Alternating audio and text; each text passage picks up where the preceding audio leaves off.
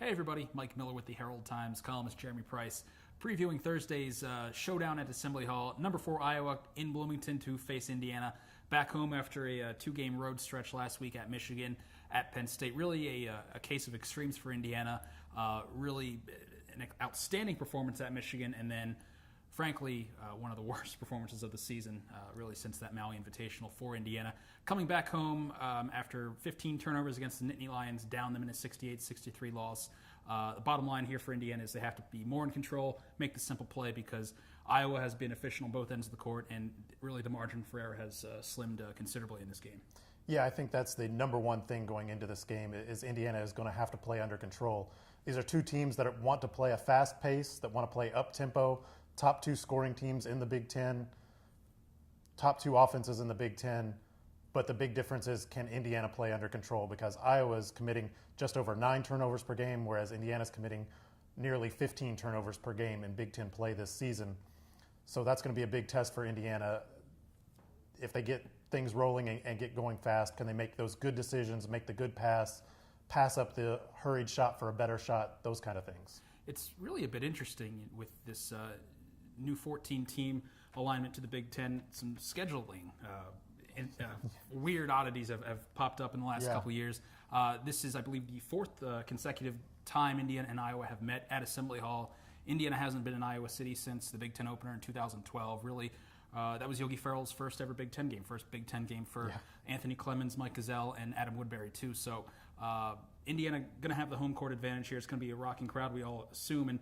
And really, I think one of the most important things is just being back in the friendly confines of Assembly Hall after a game like Penn State.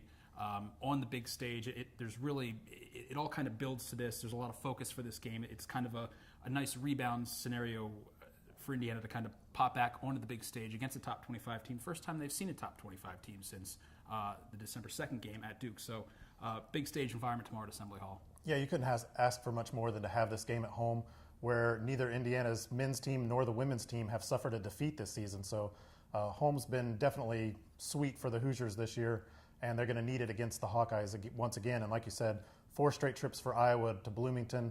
Last year, Iowa won in Bloomington, snapped a 3-game losing streak at Indiana. So this is a team that knows what it's like to win here now. So it'll be interesting to see if Indiana can get things going back in the other direction.